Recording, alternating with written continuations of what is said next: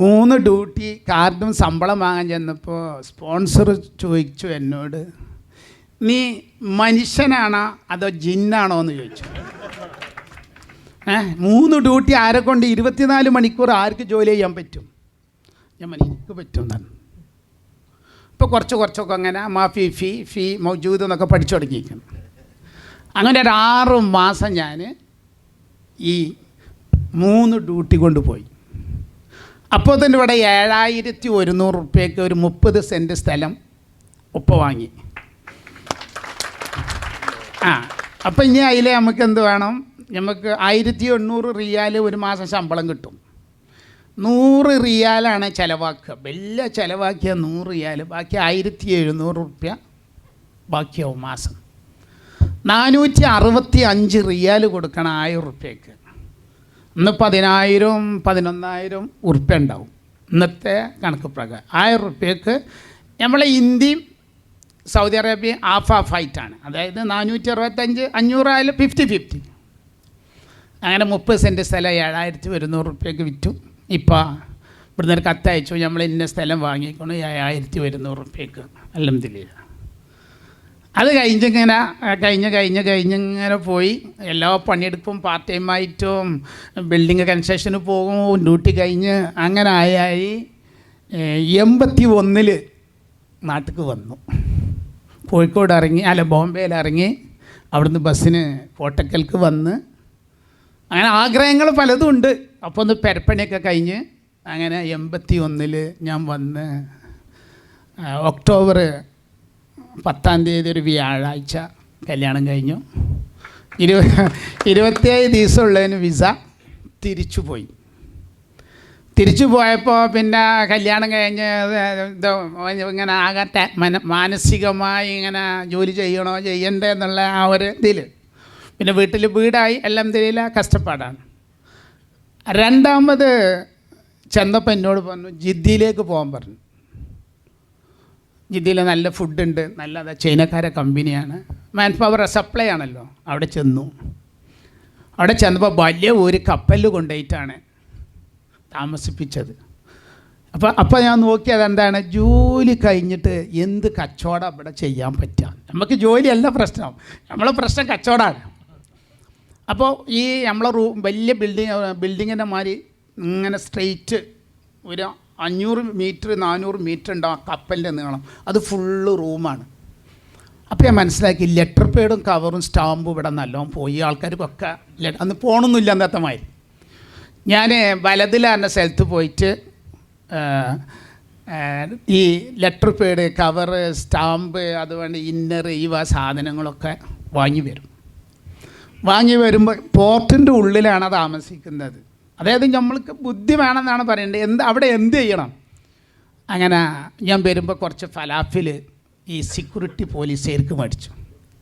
അങ്ങനെ ഞാൻ ബസ് ഇറങ്ങിങ്ങാണ്ട് ഈ പെട്ടി തലയിൽ ഏറ്റിയിട്ട് വന്ന് പോലീസ് യശ്വാദാന്ന് ചോദിച്ചു. അത് ബാഹ്റയിൽ കപ്പലിൽ ഞാൻ താമസിക്കുന്ന ID കാട്ടി കൊടുത്തു. അവിടെ ഉപയോഗിക്കാനാണ്, സതിയേക്കാൾക്ക് കൊടുക്കാനാണ്. മാഫി മുഷ്കിൽ എന്ന് പറഞ്ഞപ്പോൾ ഉള്ളിലേക്ക് വിട്ട് ഈ ഫലാഫിൽ പോലീസുകാർക്ക് കൊടുത്തു. വളരെ സന്തോഷമായി. അത് കഴിഞ്ഞ് ഞാൻ ഇനി സ്റ്റാമ്പ് കിട്ടണം. അപ്പോൾ 12 മണിക്കൂറാണ് പണി. രാവിലെ 7 to വൈകുന്നേരം 7 മണി വരെ. ആ 7 മണിക്ക് പോയാൽ പോസ്റ്റ് ഓഫീസ് ഉണ്ടാവില്ല. അപ്പോൾ പണി റോഡ് അടിച്ചേരലാണ്. രാവിലെ അടി ഇങ്ങോട്ട് തുടങ്ങിയിട്ട് വെച്ചെങ്കിൽ ജിദ്ദ പോർട്ടിൽ എത്തുന്ന ഒരു മെയിൻ വേറെയുള്ള ഗേറ്റിക്ക് 1 കിലോമീറ്റർ ഉണ്ട്. ആ ഗേറ്റിൽ സൈഡ് അടിക്കണം ഈ ഗോതമ്പ് ഇതൊക്കെ. അതാണ് പണി. ഒരു ട്രോളി ഉണ്ടാവും ഈ ഗോതമ്പ് അടിക്കാൻ. അങ്ങനെ സ്റ്റാമ്പ് എങ്ങനെ കിട്ടാനുള്ളത് ഇങ്ങനെ ആലോചിച്ച് ഒരു മഞ്ഞ കുപ്പായാണ്, ജയിൽപ്പുള്ളികളെ മാറ്റുള്ള ഒരു കുപ്പായാണ്. എയിലെ പോയാലും സൂപ്പർവൈസർമാരും കാണും. ഞാൻ എന്ത് ചെയ്തു, ബസ് വരാൻ അങ്ങനെ നേരത്തെ ഈ യൂണിഫോം കഴിച്ച് കാട്ടിക്കണ്ട് വലിച്ചെറിഞ്ഞിട്ട് ആ ബസ്സിലോട്ട് കയറിയിട്ട് എയർപോർട്ട്, പഴയ എയർപോർട്ട്, ഇപ്പോൾ ജിദ്ദക്കാർക്ക് അറിയാം പഴയ എയർപോർട്ട്, അവിടെയാണ് പോസ്റ്റ് ഓഫീസ്. അവിടെ പോയിട്ട് 1000 സ്റ്റാമ്പ് വാങ്ങി. അടുത്ത ബസ്സിന് ഇറങ്ങി വന്നപ്പോൾ എന്നെ കാണാഞ്ഞിട്ട് സൂപ്പർവൈസർമാരെല്ലാം കൂടി തരികയാണ്. അല്ലെങ്കിൽ ഞാൻ മെല്ലെ ബാത്റൂമിൽ കയറി. ബാത്റൂമൊക്കെ കയറി വരെ ഞാൻ കണ്ടു ഇവർ തരിയുന്നത്. അപ്പോൾ അത് 1 മണിക്കൂർ 1.5 മണിക്കൂറായിക്കണം. ഒരു ടിഷ്യൂ, അന്നത്തെ ടിഷ്യൂ പേപ്പർ കാണാൻ പാടില്ല എന്നാണ് ചൈന ഗവൺമെൻറ് ഈ കോൺട്രാക്റ്റും പോർട്ടുള്ള ഓർഡർ. ഉടനെ ഞാൻ ഒരു ബാത്റൂമിൽ കയറിയിട്ട് നെഞ്ഞത്ത് കൈയൊക്കെ വെച്ച് എന്തെന്ന് ചോദിച്ചു. പെട്ടെന്നൊരു നെഞ്ഞിനെന്തോ ഒരു ബുദ്ധിമുട്ട്, ഗ്യാസ് എന്തോ പറഞ്ഞിട്ട് അപ്പോൾ അത് സോൾവായി. അന്ന് കഴിച്ചിലായി. അവിടുന്ന് പിന്നെ സ്റ്റാമ്പ് കച്ചവടവും. പിന്നെ ഒരു ഐഡിയ വന്നു, വൈകുന്നേരമാകുമ്പോൾ ഭയങ്കര സൂര്യൻ അസ്തമിക്കാൻ പോകുമ്പോൾ ഫോട്ടോ എടുത്താൽ സൂപ്പറാവും. ഞാൻ പോയിട്ട് 500 റുപ്യക്ക് രാശിക്കിൻ്റെ ക്യാമറ വാങ്ങിക്കൊടുന്നു. 10 റിയാലിന് 36 ഫിലിം കിട്ടും. ഒരു ഫിലിമിന് 1 റിയാൽ കൊടുത്താൽ മതി. ഒരു റോളിന് 10 റിയാലുള്ളൂ. ഒരു ഫോട്ടോക്ക് 1 റിയാൽ വെച്ച് 5 ഫിലിം 6 ഫിലിം ഡെയിലി അടിക്കും. ഇത് ഒന്നാകെ കൊണ്ടുപോയി കഴുകി വരുമ്പോൾ അപ്പോൾ ഇത് പൈസ ഇങ്ങനെ വരാൻ തുടങ്ങി, ഇഷ്ടംമാതിരി പൈസ വരാൻ തുടങ്ങി. അപ്പോൾ പിന്നെ അങ്ങനെ ഞാൻ ബലത്തിൽ പോയി. അപ്പോൾ തന്നെ ഇങ്ങനെ അന്നേ ചെറുപ്പം മുതൽ തന്നെ ഭയങ്കര ഈ നല്ല വിലയുള്ള സാധനത്ത് ഭയങ്കര ഇഷ്ടമാണ്. ഇനിയിപ്പോൾ റാഡോ വാങ്ങണം എന്നുള്ള ഒരു ചിന്ത. അങ്ങനെ റാഡോ വാങ്ങാൻ വേണ്ടി ഷോറൂമിൽ ചെന്നപ്പോൾ എന്നെ കണ്ടപ്പോൾ പറഞ്ഞു, ഇല്ല മാഫി ബറ പുറത്ത് പോകാൻ പറഞ്ഞു. അതെന്തോ ചോദിച്ചു. അത് ആലി, അത് ഭയങ്കര വിലയാണ്, അത് നിങ്ങൾക്ക് വാങ്ങാൻ കഴിയില്ലായിരുന്നു. ഞാൻ റിയാലിൻ്റെ കെട്ടാണ്ട് കാട്ടി കൊടുത്ത് സെക്യൂരിറ്റിക്ക്, അതിലെന്നെ ഉള്ളിലേക്ക് വിട്ടു. പോയിട്ട് 1800 റിയാലിന് റാഡോൻ്റെ ഡേസ്റ്റാർ വാച്ച് മേടിച്ചു. അത് കഴിഞ്ഞ് അതിക്ക് പിന്നെ സൂട്ട്, സഫാരി, അന്നൊക്കെ എല്ലാവരും വലിയ ഡ്രസ്സ് സൂട്ടൊന്നുമല്ല, സഫാരി സൂട്ടാണ്. സഫാരി സൂട്ട് അതും ബ്രാൻഡൊന്നും അറിയില്ല എനിക്ക്, എന്താണ് നല്ല ബ്രാൻഡ്. ഏതേ കടയിൽ പോയി ഷൂ ഒക്കെ എടുത്തു. സഫാരി സൂട്ട് വലിയ ടെക്സ്റ്റൈൽസ് പോയി സഫാരി സൂട്ടൊക്കെ എടുത്തു. പിന്നെ 2 സഫാരി സൂട്ട് റാഡോ ഒക്കെ ആയി. പിന്നെ ഭയങ്കര ഉഷാറായി. അവിടുന്ന് രണ്ടാമത് ജിദ്ദിന്ന് ഇന്ന ദമാമുക്ക് കൊടുന്നു. ദമാമുക്ക് കൊടുന്നപ്പോൾ ഞാൻ ചെറിയൊരു ഇന്ന കദീമ പോർട്ടിക്ക് പറഞ്ഞയച്ചു ജിദ്ദിന്ന്. അതിൽ 7 തട്ടുള്ള ഷിപ്പിൻ്റെ ഉള്ളിലേക്ക് ഇറാഖിക്ക് യുദ്ധസാധനങ്ങൾ കയറ്റി ഇവിടുന്ന് ലോഡ് ചെയ്തിട്ട് പോവുകയാണ്. അപ്പോൾ നോക്കുമ്പോൾ എനിക്ക് ചുട്ടിട്ട് നിൽക്കാൻ കഴിയില്ല. 1.5 മണിക്കൂറാകുമ്പോഴത്തേന് ഷൂവിൻ്റെ ഉള്ളിലൊക്കെ വിയർപ്പ് ഇങ്ങോട്ട് ഒലിക്കണം. അപ്പോൾ 1 മണിക്കൂറാകുമ്പോൾ അവരിങ്ങനെ ഗുളിക തരും നമ്മൾക്ക് സാൾട്ട് ഉണ്ടാകാൻ വേണ്ടി ശരീരത്തിന്. അങ്ങനെ 2-3 ദിവസം കഴിഞ്ഞപ്പോൾ ഞാൻ വിചാരിച്ചു ഞാൻ നാട്ടിൽ പോയി ഖലീഫായി യാചിച്ചാലും വേണ്ടില്ല, ഈ പണിയെടുക്കാമല്ല വിചാരിച്ചിട്ട് റൂമിൽ കുത്തറന്നു. 7 ആളെ തിരിച്ചു വിട്ടിയിൽ 6 ആൾക്കാർ ഡയറക്റ്റ് നാട്ടിലും വിട്ടു, ഇന്ന ദമാമുക്ക് വിട്ടു. എന്തുകൊണ്ട് വെച്ചാൽ ഈ മാനേജർ ഞാൻ ഭയങ്കര റെസ്പെക്റ്റും ബഹുമാനം നല്ല സ്വഭാവമായതുകൊണ്ട്. അപ്പോൾ ലൈഫിൽ നല്ല സ്വഭാവമാണ് വളർച്ചയ്ക്ക് വേണ്ടത്. അങ്ങനെ ഇന്ന അവിടെ ഇട്ട് പറഞ്ഞു 2 മാസം ഇവന് പണി കൊടുക്കണ്ട, ഇപ്പം പഠിക്കട്ടെ അറിഞ്ഞു അവിടുത്തെ മാനേജർ, ഇവിടുത്തെ മാനേജർ. അപ്പോൾ കുളപ്പുറത്തുള്ള ഒരു അബ്ദുള്ളാക്കുണ്ട്, മൂപ്പര് ഈ ബല വരുമ്പോൾ കൊണ്ടുവരും നാട്ടിൽ നിന്ന്. അങ്ങനെ ഈ കടൽ വെയിൽ കയറ്റം ഇങ്ങനെ വരുമ്പോൾ വെള്ളത്തിൻ്റെ കൂടെ ഇങ്ങനെ മാലാന് ചാർപ്പ്, ഒരു മാലാന് 50 കിലോ 40 കിലോ ഉണ്ടാവും ഒരു ചാർപ്പ്. മൂപ്പര് ഒരു ബല അങ്ങോട്ട് വീശി കഴിഞ്ഞെന്ന് വെച്ചെങ്കിൽ ഒരു 10 ടിന്ന് 8 ടിന്ന് മാല ഉണ്ടാവും. അങ്ങനെ ഈ മാലാന് ഞാൻ എന്ത് ചെയ്യും, ഇയാളോട് പറഞ്ഞ് ഞാൻ കൊണ്ടുപോയി വിറ്റോളാണ്. അങ്ങനെ ഞാൻ തലയിൽ ഏറ്റിയിട്ട് ക്യാമ്പിൽ കൊണ്ടുപോയിട്ട് ഭാര്യ ഇടും. 10 റിയാൽ 5 റിയാലിന് വിൽക്കും. അങ്ങനെ നല്ല പൈസ ആയി. അങ്ങനെ പൈസ രണ്ടാമത് കമ്പനി പിന്നെ എന്നെ ജോലിക്ക് കയറ്റി. അപ്പോൾ ഈ ആദ്യം 3 ഡ്യൂട്ടി ചെയ്ത യമനി ഒരു കട ഉണ്ടായിരുന്നു, സൂപ്പർ മാർക്കറ്റ് ക്യാമ്പിൻ്റെ അകത്ത്. അപ്പോൾ അയാൾ കമ്പനിയായിട്ട് ഉടക്കി, അയാൾ യമനിക്ക് പോവുകയാണ്. അപ്പോൾ എന്നോട് മാനേജർ ഒരു ഈജിപ്ഷ്യൻ പറഞ്ഞു, അയാൾ നല്ല ഇഷ്ടമായിരുന്നു എന്നെ, കുട്ടി ആ കട നീ എടുത്തോന്ന് പറഞ്ഞു. എൻ്റെ അടുത്തൊന്നുമില്ല. അങ്ങനെ ഞാൻ എടുത്തോളാറുണ്ട്. ഞാൻ ആ ഒരു കടയിൽ പോയിട്ട് ഒരു പാകിസ്ഥാനോട് പറഞ്ഞു കുറച്ച് സാധനം അങ്ങനെ കട കമ്പനി തന്നിട്ടുണ്ടെന്ന് പറഞ്ഞാൽ അവിടുന്നും ഇവിടുന്നും നിങ്ങളേക്ക് 1000 വാങ്ങി, ഇവരറിയില്ല, ഇവരേക്ക് 1000 വാങ്ങും. അങ്ങനെ ഒരു 10-60,000 റിയാൽ ഒപ്പിച്ചിട്ട് കട തുറന്നു. 4000 ആൾ താമസിക്കുന്ന ക്യാമ്പിൻ്റെ അകത്തെ കടയാണ്. പുറത്തുള്ള ആൾക്കാർ മുഴുവൻ വരും. അപ്പോൾ അതിൻ്റെ അടിയിൽ ഞാൻ ഒരു 78 മോഡൽ ഒരു GMC വാങ്ങി. വാങ്ങിയിട്ട് ഒരു ഡ്രൈവ് ലൈസൻസ് ഉള്ളവർക്ക് മാത്രമേ ഇസ്തമാർ കിട്ടുള്ളൂ. എനിക്ക് ലൈസൻസ് ഇല്ല. അങ്ങനെ അവനോട് പറഞ്ഞു, എനിക്ക് മാസം 1000 റിയാൽ തരാം, നിൻ്റെ പേരിൽ ഞാൻ വണ്ടി എടുക്കുക, ഇത് ഓടിക്കുക, പാർട്ട് ടൈം. അങ്ങനെ ഈ GMC 78 മോഡൽ വണ്ടി എടുത്ത് അതിൻ്റെ സീറ്റൊക്കെ എടുത്ത് ഞാനൊരു ഫ്ലാറ്റ് വാടകയ്ക്ക് എടുത്ത് സാധനം, ഇത് സൂപ്പർ മാർക്കറ്റ് കിട്ടണതിന് മുമ്പാട്ടോ, അങ്ങനെ എല്ലാ ക്യാമ്പിലും കൊണ്ടുപോയിങ്ങാണ്ട് സൂപ്പർ മാർക്കറ്റുകാർ ഈ ചില ഏരിയയിൽ ഗൾഫിലൊന്നും ഈ കൺസ്ട്രക്ഷൻ നടക്കുന്ന സ്ഥലത്ത് കടകളൊന്നും ഉണ്ടാവില്ല, അവിടെ കൊണ്ടുപോയി വിറ്റ് ഭയങ്കര പൈസയായി. അതിൻ്റെ ഇടയിൽ കമ്പനി ഈ സൂപ്പർ മാർക്കറ്റ് തന്നു, ഒരു 10-60,000 റിയാൽ എല്ലാം കൂടി ഒപ്പിച്ച് കടം മേടിച്ച് അതിലൊരു സൂപ്പർ മാർക്കറ്റ് തുറന്നു. തിരൂരുള്ള കാരത്തൂരുള്ള ഒരാളോട് പറഞ്ഞു, അന്യം പാർട്ണർഷിപ്പ് കൂട്ട്, എന്നെ കൊണ്ട് ഒറ്റയ്ക്ക് കഴിയൂല. ഒരു മാസം ശമ്പളം കിട്ടിയപ്പോൾ ഈ 60,000 റിയാൽ ലാഭമായിട്ടുണ്ട് വന്നു. പിന്നെ രാവിലെ തൊട്ട് രാത്രി വരെ മാർക്കറ്റ് ലോഡ് ചെയ്യുക, ഈ GMCയിൽ പോവുക, ലോഡ് കൊണ്ടുവരിക, 4 മണിക്ക് പോവുക, പച്ചക്കറി ലോഡ് ചെയ്യും. അപ്പോൾ ഞാൻ ഈ തോളിൽ 8 തക്കാളിപ്പെട്ടി ഒക്കെ ഈ തോളിൽ വെക്കും. ഞാൻ ഇവിടെ തയമ്പായിരുന്നു പെട്ടി ഏറ്റിയിട്ട്, അത്രയും കഷ്ടപ്പാടായിരുന്നു. അങ്ങനെ കഷ്ടപ്പാടായി ഈ കട കിട്ടിയതിന് ശേഷം പിന്നെ പൈസ എണ്ണാൻ നേരമില്ല. അപ്പോൾ വലിയ 50, 100, അന്ന് 500 ഇല്ല, 200 വലിയ നോട്ട്. അങ്ങനെ വലിയ നോട്ട് മാത്രം എടുത്ത് കച്ചവടം ചെയ്യും, സാധനം വാങ്ങിക്കൊണ്ടിരും. ചെറിയ നോട്ടൊക്കെ വെള്ളിയാഴ്ച 10:30 പൂട്ടണം. അന്ന് റബ്ബർ ഇടാൻ വേണ്ടിയിട്ട് റബ്ബർ ഇടാൻ വേണ്ടി എല്ലാവരും കൂടി ഇരുന്നിട്ട് ഇടും.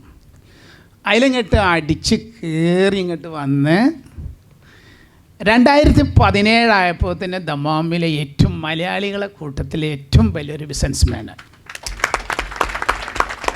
അങ്ങനെ ഒരു ദിവസം പിന്നെ ദുബായൊക്കെ ഒന്ന് പോകണമെന്ന് വിചാരിച്ചെങ്ങാണ്ട് ഒക്കെ സമയങ്ങൾ ഇതിൻ്റെ ഇടയിൽ കേട്ടോ, നമ്മളെ എമിറേറ്റ്സിന് ടിക്കറ്റ് എടുത്തപ്പോൾ 50 കിലോ ഫ്രീ ഉണ്ട്. അങ്ങനെ ഞാൻ ദുബായിലൊന്ന് ഇറങ്ങി, കാരണം എൻ്റെ ഭാര്യയുടെ ആങ്ങളുണ്ട്, ഓനൊന്ന് കാണണം. അപ്പോൾ തന്നെ ബിസിനസ് ക്ലാസ്സൊക്കെ പഠിച്ചു. എങ്ങനെയാണ് ബിസിനസ്, എല്ലാവരും ഇങ്ങനെ എന്ത് ബിസിനസ് ക്ലാസ് ചോദിച്ചു. അപ്പോൾ ആൾക്കാർ പറഞ്ഞു പൈസ ഉള്ളവർക്ക് പോകുന്നതാണ് പറഞ്ഞു. അടുത്ത ടിക്കറ്റ് ഞാൻ ബിസിനസ് ക്ലാസ് എടുത്തു. അപ്പോൾ ബോംബെയിൽ ലഗേജ് 50 കിലോനാണല്ലോ. ഞാൻ വിചാരിച്ചു നാട്ടിൽ പോയി കണ്ട് നമുക്ക് സാധനം വിൽക്കുക എന്തെങ്കിലുമൊക്കെ. അപ്പോൾ അതിങ്ങനെ ബുദ്ധി ഇങ്ങനെ കൂടി വരികയാണ്. ഞാൻ ആങ്കർ മിൽക്കും ഈ പിന്നെ ടാങ്കും ഒക്കെ മേടിച്ച് 50 കിലോ കറക്റ്റാക്കിയിട്ട് എയർപോർട്ട് വന്നപ്പോൾ കൗണ്ടറിൽ കൊടുത്തപ്പോൾ പറഞ്ഞു ഒരു 500 റിയാൽ കെട്ടാൻ. എന്തിനാന്ന് ചോദിച്ചു. അതായത് ദമാം ടു കാലിക്കറ്റ് ഡയറക്റ്റ് ഫ്ലൈറ്റിൽ ബോംബെ ദുബായിൽ ഇറങ്ങും, പക്ഷെ പോകുന്ന ആൾക്കാണ് 50 കിലോ. ഈ ഇറങ്ങി കയറുന്നവന് 40 കിലോന് അലൗട്ടുള്ളൂ. അതിനാണ് 500 റിയാൽ പറഞ്ഞു. അപ്പോൾ ഞാൻ ആ ലഗേജ് കൊണ്ട് മാറ്റി വെച്ചിട്ട് ഞാൻ ആലോചിച്ചു ഇനിയിപ്പോൾ എന്താ ചെയ്യാമെന്ന്. അപ്പം ഞാൻ ഒരു ഐഡിയ എടുത്തു, ഒരു കാര്യം ചെയ്യുക, അതിന് 4 ടിന്ന്, ഒരു ടിന്ന് 2.5 കിലോ, 4 ടിന്ന് ഒരു കത്തി വാങ്ങി പൊട്ടിച്ചിട്ട് പുറത്തേക്ക് വെച്ചു. എന്നിട്ട് 10 റിയാൽ കൊടുത്തിട്ട് റാപ്പ് ചെയ്യിപ്പിച്ചിട്ട് 40 കിലോ ലഗേജിൽ വിട്ടു. ഈ 4 എണ്ണം കുറേ ശ്രീലങ്ക ഫ്ലൈറ്റിൽ പോകാൻ വേണ്ടി നിൽക്കുന്ന ആളുകളുണ്ട് അവിടെ ഇരിക്കണം. അവരോട് പറഞ്ഞു ഇത് പ്രൈസ് 35 റിയാലാണ്, ഞാൻ 10 റിയാൽ കുറച്ചിട്ട് 25 റിയാൽ നിങ്ങൾക്ക് തരാറ്. അങ്ങനെ 100 റിയാലിന് വിറ്റു. ആ 100 റിയാൽ പോക്കറ്റിലിട്ട് നേരെ ഡ്യൂട്ടി ഫ്രീ പോയി. ഡ്യൂട്ടി ഫ്രീ പോയിട്ട് 140 റിയാലിന് 4 മേടിച്ചു. ഒരു 2 വാങ്ങിയ ഒരു ബാഗ് ഫ്രീ, 4 വാങ്ങിയപ്പോൾ 2 ബാഗ് ഫ്രീ കിട്ടി. അപ്പോൾ എൻ്റെ 500 റിയാൽ അവിടെ കൊടുക്കുകയാണെങ്കിൽ ആ 500 റിയാൽ പോയി. നമുക്കിവിടെ എത്ര ചിലവ് വന്ന് 40 റിയാലേ അഡീഷണൽ ചിലവ് വന്നിട്ടുള്ളൂ. അങ്ങനെ ആ 4 സാധനം എൻ്റെ കൈ പിടിച്ച് നേരെ ഫ്ലൈറ്റിൽ വന്നു പോന്നു. വേറെ ഉള്ളവരുടെ ഇനിയിപ്പോൾ ഒന്നും അല്ല 500 കൊടുത്തിട്ട് ഇനിയിപ്പോൾ തലവേനൊന്നും വേണ്ട, ഇതൊന്നും ചിന്തിക്കാൻ നേരം ഉണ്ടാവില്ല. അങ്ങനെ ഞാൻ നാട്ടിലേക്ക് പോന്നു. അതെന്ന് പറഞ്ഞാൽ ഒരു ബിസിനസ് മാന് അതായിരിക്കണം. നമ്മളെ നാട്ടിൽ ഒരു മന്തിക്കട കണ്ടാൽ അവിടെ കുറേ കച്ചവടം ഉണ്ടെങ്കിൽ ഉടനെ പോയിട്ട് ഇപ്പുറത്ത് ഒരു മന്തിക്കട തുടങ്ങും. ഒരു കുബൂസിൻ്റെ കട നല്ല റണ്ണിങ് ഉണ്ടെങ്കിൽ ഇപ്പുറത്ത് പോയിട്ട് അത് തുടങ്ങും. അതല്ലെങ്കിൽ വേറെ ഒരു ബിസിനസ് ടർഫിൽ ഭയങ്കര പൈസ. ഒരു മലയാളിനോട് എങ്ങനെ നല്ല 24 മണിക്കൂർ ഇപ്പം ഉണ്ട് എന്ന് പറയും. അടുത്ത് എൻ്റെ പ്ലാൻ എന്താണ്? ഒരു ടർഫ് തുടങ്ങാനാണ്. അതല്ല വേണ്ടത്. നമ്മൾ ഒരു ബിസിനസ് എന്ന് പറഞ്ഞാൽ നമ്മൾ സ്വയം കണ്ടെത്തുക. 2012-13 അജ്ഫാൻ തുടങ്ങുമ്പോൾ ഞാൻ മദീനത്ത് 29 സൂപ്പർ മാർക്കറ്റൊക്കെ തോട്ടത്തിൽ നിന്ന് സാധനം ഈത്തപ്പഴം വാങ്ങൽ. അപ്പോൾ ഈത്തപ്പഴത്തിനെ പറ്റി കംപ്ലീറ്റ് പഠിച്ചു. ഈത്തപ്പഴം ഭയങ്കര ലാഭമുള്ള ബിസിനസ്സാണ് കേട്ടോ. ഗൾഫിൽ ഇവിടെ അല്ല. എന്തുകൊണ്ടെന്ന് വെച്ചാൽ ഇവിടെ സത്യസന്ധി ബിസിനസ് ചെയ്യണം. 30% നമ്മൾ കസ്റ്റം ഡ്യൂട്ടി കൊടുക്കണം. പിന്നെ കണ്ടെയ്നർ നമ്മൾ കൊണ്ടുവരുന്നത് ഫ്രീസറിലാണ്, അല്ലാതെ സാധാ കണ്ടെയ്നറിലാണ്. ഫ്രീസർ അല്ലെങ്കിൽ ബാഗ് പുഴു കയറും. പിന്നെ ഇവിടെ GST 12% നമ്മൾ GST കൊടുക്കണം. കിട്ടീൻ്റെ ലാസ്റ്റ് വരുന്ന എമൗണ്ടിന് 30% നമുക്ക് ഇൻകം ടാക്സും കൊടുക്കണം. അപ്പോൾ 72% പോവും. ആ സമയത്ത് സൗദി അറേബ്യയിൽ ഇപ്പോൾ സുക്കരിക്ക് 10 റിയാൽ 15-20 റിയാലാണെങ്കിൽ അതിൽ പോകാനില്ല. അപ്പോൾ ആ വിലക്ക് നമുക്കിവിടെ വിൽക്കാനും കഴിയില്ല. അങ്ങനെ തുടങ്ങിയ 2013 ഞാൻ എന്ത് ചെയ്തു, ഒരു 2 കണ്ടെയ്നർ സാധനം കൊടുന്നിട്ട് ഒരു 10-50 ആൾക്കാരെ ഇന്ത്യയിൽ ആദ്യമായിട്ട് ബിസിനസ് തുടങ്ങുകയാണ്. അപ്പോൾ അതിൻ്റെ മുമ്പ് ഒരു ജ്വല്ലറി തുടങ്ങി, നെച്ചിക്കാട്ടിൽ ജ്വല്ലറി, മലപ്പുറത്ത് പേര് കേട്ട ജ്വല്ലറി ഞാനേറ്റ് ഒരു ബന്ധുവില്ല. അപ്പോൾ എല്ലാവരും ഇങ്ങനെ മലബാർ ജ്വല്ലറി, അന്ന് MG ബസ് സ്റ്റാൻഡിൻ്റെ മുന്നിൽ മമാലി റോട്ടിൽ അവിടെ ഒറ്റ കട മാത്രമേ ഉള്ളൂ. അവിടെ എപ്പോഴും ഭയങ്കര തിരക്കാണ്. അപ്പോൾ ഞാനിതിങ്ങനെ കണ്ടിട്ട് ഞാനും കുറച്ച് സ്വർണ്ണമൊക്കെ വാങ്ങിയിട്ട് മലപ്പുറത്ത് വലിയ ജ്വല്ലറി തുടങ്ങിയ. അങ്ങനെ 22 കിലോ സ്വർണം സ്റ്റോക്കിൽ. അന്ന് 22 കിലോ എന്ന് പറഞ്ഞാൽ വലിയ ജ്വല്ലറിയാണ്. അന്ന് 20 ലക്ഷം റുപ്യ ഇൻറ്റീരിയൽ. ഇങ്ങനെ ബട്ടനൊക്കെ നെക്കിയാൽ ഇങ്ങനെ സ്വർണ്ണം കറങ്ങുന്ന രീതിയിൽ ഇതൊക്കെ പറഞ്ഞ് അതിനെപ്പറ്റി ഐഡിയ ഇല്ല. അത് കഴിഞ്ഞ് സ്വർണ്ണം കണ്ട് തുടങ്ങിയപ്പോൾ ഒരു ആക്ടർ എടുത്ത് പോയിട്ട് പറഞ്ഞു, നിങ്ങൾ വന്നത് തുറന്നു തരണമെന്ന് പറഞ്ഞു. അപ്പോൾ ആക്ടർ പറഞ്ഞു, ഒരു കാര്യം ചെയ്യാം, അന്നത്തെ 10 ലക്ഷം റുപ്യ എനിക്ക് തരണം എന്നാണ്. അന്നത്തെ 10 ലക്ഷം. അപ്പോൾ കുറേ ഈ ചെറുപ്പം മുതൽ തന്നെ ഈ കഷ്ടപ്പാടുണ്ടായത് കൊണ്ട് കർമ്മം നല്ല പാവങ്ങളെ സഹായിക്കണം, നല്ലോണം കൊടുക്കണം എന്നുള്ളൊരു മനസ്സുണ്ടായിരുന്നു. അങ്ങനെ ഞാൻ പറഞ്ഞു നമ്മളെ സുഹൃത്തുക്കളോട്, നമ്മളൊരു കാര്യം ചെയ്യുക, എത്രയോ പാവപ്പെട്ട കുട്ടികളെ കെട്ടിക്കാൻ സ്വർണ്ണം സാമ്പത്തികം ഇല്ലായിരുന്നു, നമ്മളൊരു 10 കുട്ടികളാണ് നമ്മളെടുക്കുക. അങ്ങനെ തിരഞ്ഞപ്പോൾ ഞാൻ പറഞ്ഞു 7 മുസ്ലിം കുട്ടികളും, മലപ്പുറത്ത് മുസ്ലിം ഭൂരിപക്ഷമാണല്ല, മറ്റുള്ള 3 കുട്ടികളെയും 10 കുട്ടികളെ വെച്ചിട്ട് ജ്വല്ലറി 1998 ഓഗസ്റ്റ് 22 മലപ്പുറം വെച്ചിട്ട് നെച്ചിക്കാട്ട് ജ്വല്ലറി ഓപ്പനോട് കൂടിയിട്ട് 10 കുട്ടികൾക്ക് 10 പവനും 10,000 ഉറുപ്പിയും കൊടുത്ത് അവിടെ വെച്ച് കല്യാണം ചെയ്ത് വിട്ട്. അങ്ങനെ ഒരു ദിവസം മറ്റ് ജ്വല്ലറിക്കാരുണ്ടെങ്കിൽ എല്ലാവർക്കും വിഷമം ഉണ്ടാവും, അത് അന്നത്തെ കാലത്ത് അപ്പോഴല്ല. ഒരു ദിവസം loss and profit accounts check ചെയ്യുമ്പോൾ ഒരു 32,000 ഉറുപ്യ ടെസ്റ്റിംഗ് പ്രോഫിറ്റ് ആണ് എഴുതിയിരിക്കണം.